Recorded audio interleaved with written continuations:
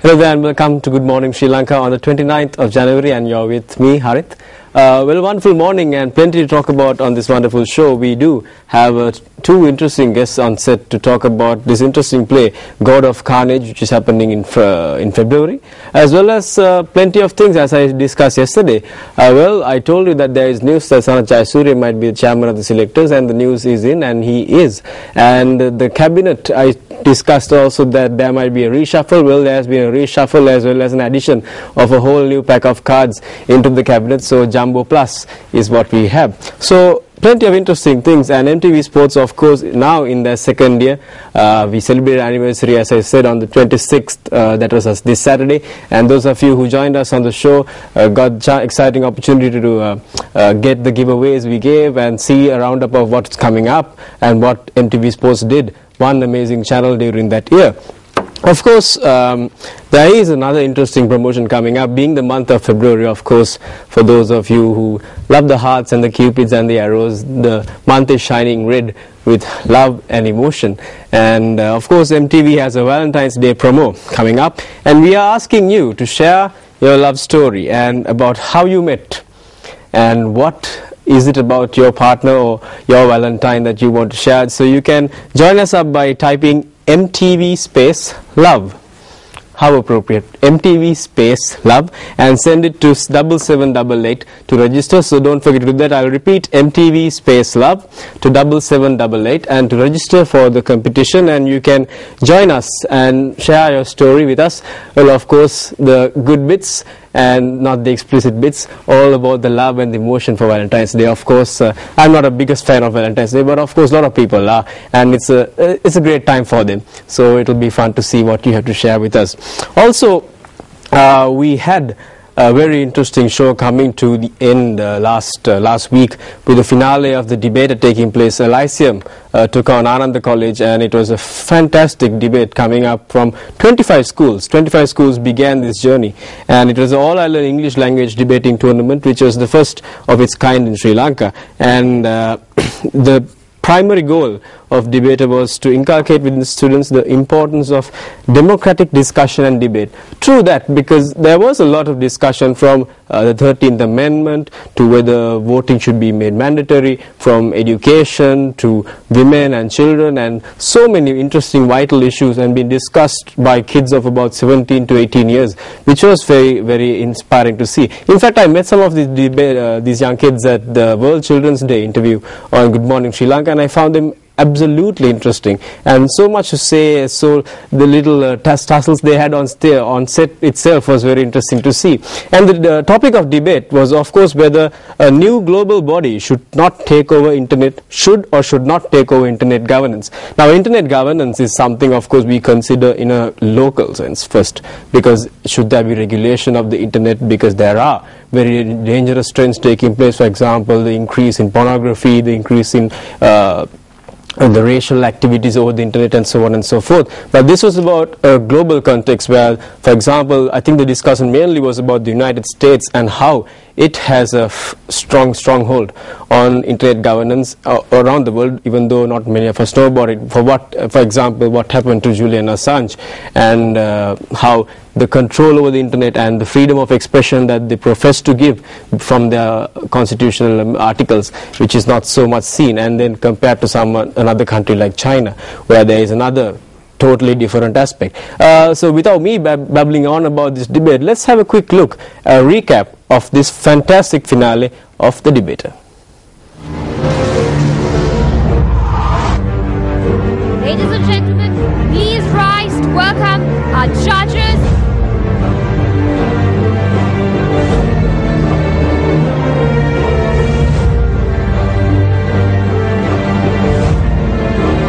Put your hands together for your proposition this evening. Ananda College, the love goal.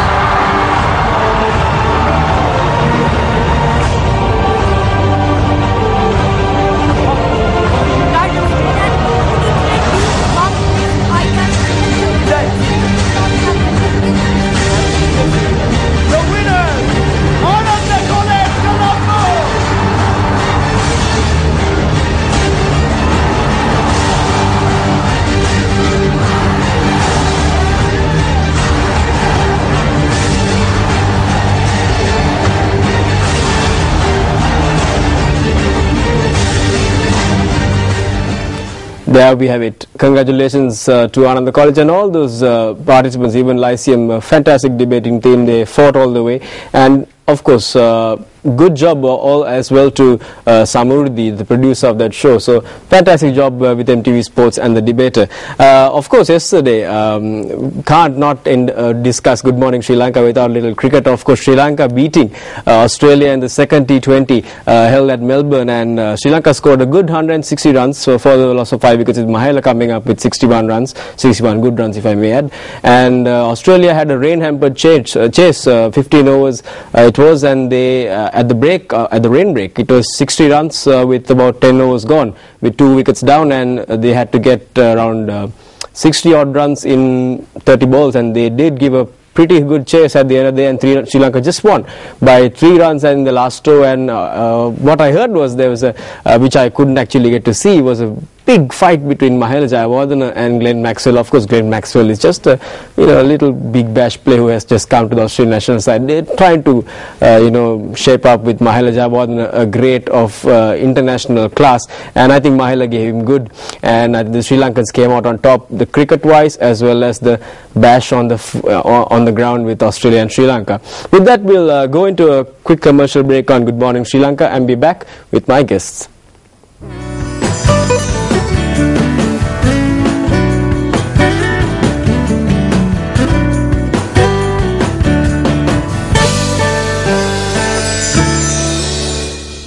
Hello and welcome back to Good Morning Sri Lanka on the 29th of January. And as I said, we have 2 very interesting guests who are going to talk about their upcoming play in February. We have in set Thushara Hettihamu, also known as Hetti. Hi Hetti, how are you? Hi. Welcome to Good Morning Sri Lanka. And we also have Tehani Welgamu. Hi. Hi Tehani. So Thushara, I'll start with you, or Hetti. Tell me a little bit about this play. It's happening in February, God of Carnage. God of Carnage. Yeah, it's actually written by Yasmin Reza, originally in the French language, and translated by Chris Hampton into English. And the play itself is going on the boards on the 8th, 9th and 10th of February, with a matinee show on the 9th as well. So normal show times means 7:30 onwards, and the matinee at 4:30 on Saturday. So, and it will be at the Russian Cultural Center. Yeah. And Tehani, now I understand you've come back from your holiday for your holidays to Sri Lanka, and tell me a little bit about yourself, Tehani, as an actress. How have you come into the field?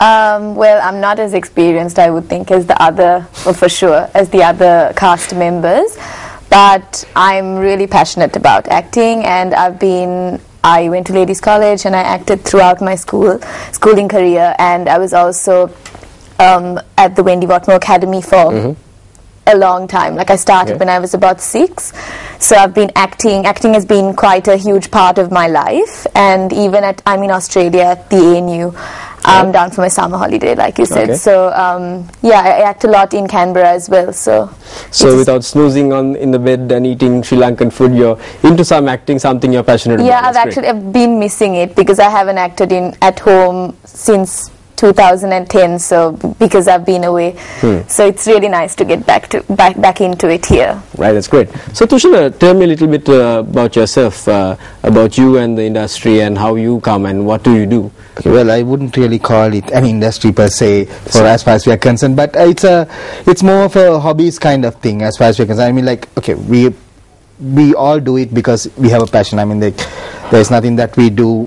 in English theatre in Sri Lanka that is not based on that passion. We have a lot of people who believe and who want to give a lot for English theatre in the country, and so I'm one of those people who wouldn't shirk from, when I started out, I was like, I was helping out as a backstage hand, then I came in and I did bit parts. I've acted to a certain extent in Sinhala theatre, but mostly in English theatre, then produced as well as directed plays, right, and gradually learnt the art, as it were, and learnt about lighting, learnt about sets, learnt about things, and moved on from there. So a lot of things I have learned from people whom I have worked with earlier, who have given me the opportunity to work with them, be their production assistants, people like Kindu and Jerome to some extent as well, and then Tracy, and a lot of theatre fraternity I've worked with, actually. Right. Yeah. Now you told me a little bit about this theatre company, that is the Broken Leg Theatre Company, which is a relatively new one. Tell me a little bit about that, Hetty. Yeah, Broken Leg is not actually a very old theatre company per se. If you look at its past history, it's only had one production under its belt so far. They did Art again by Yasmin Riza, which was like just about a year ago. Yeah, so Broken Leg is that new as far as the theatre company is concerned, and it came about because I think there were a group of people who wanted to do something and who wanted to make use of the time and the effort and the energy they wanted to put back into theatre. So that was what started it out, and I'm actually joining Broken Leg. I was part of Art in a small way on a technical side. I was helping them out in some areas, and this is the first time that they invited me and they told me, you know, why don't you come and direct this play. So jumped at it and took the opportunity because we all love to do this. So now, something I really find interesting about this play, it's a very simple set, very simple setting, as well as 4 actors. Now, Tehani, how does it work? Is it difficult to not have a huge cast, a lot of people to interact with? How difficult is it as an actress to play a part in such a play?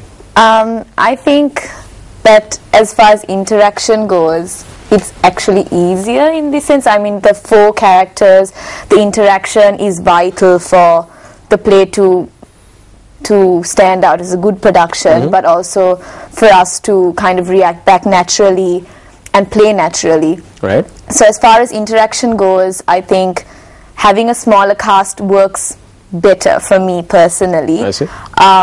Because it gives me the opportunity to really play off other people's reactions and to really be in it in the moment with everybody else. Right. Now, Hetty, you were telling me a little bit about the play, the genre it comes from. I understand it's slightly comic, it's dark as well. And if you look at it, it's the subject matter in itself is dark because it takes up all our pretensions that we have, the facades that we build up around ourselves, the image that we project out to the world, the whole this just like the Joneses idea, how we have to be better than perfect in what we do, or at least people have to see us as being better than perfect, and it deconstructs that completely, and it deconstructs that in a way that the couples that are there in the play become almost like the children whose bickering they have come here to settle amicably. It's 2 families and they are... Correct, yeah. So it's 2 families. It's the Raleigh and the Novaks, and these 2 families come together because the son of one of the families has hit the other son and broken 2 of his teeth. Okay. So they come together as adults and they want to settle this, you know, as they would want to, and they get into this, but then little by little things start deteriorating because neither side is going to be willing to give way, and there are some statements in that whole play where they make grandiose statements like, you know, there is such a thing as the art of reconciliation now, isn't there? And at the end it doesn't really become reconciliation because they become worse than the children themselves. And that, I think that from the moment that they start dropping that facade and becoming the real them, the things that they want to say and all that, I mean, that part of it, there will not be a person who comes there, I believe, who will walk away without at least once looking at the person across and nudging them and say, that's you. Right, so it is in fact a searchlight into yourself. I could just picture the normal scenario where there's 2 families and a tree overhanging the other families, in the gutter being filled with leaves, and these issues coming up, and something you could search inward. Interesting you should mention gutters because yes, we do have a hamster which makes a cameo appearance in there, albeit via dialogue itself. But yeah, you're right, it is about that. It is about that. It can be something as petty as that, right? That could trigger off something of this nature, whereas like, you know, your leaves are falling into my gutter. Right. Why? So what? But it can become a real issue for some people, and this whole altercation, how they try to settle it amicably and it fails miserably, is part of that humor. And it does really turn that, like you said, that whole searchlight in on yourself and gives you the opportunity to look at yourself, and I say that sometimes. I wish I could say that.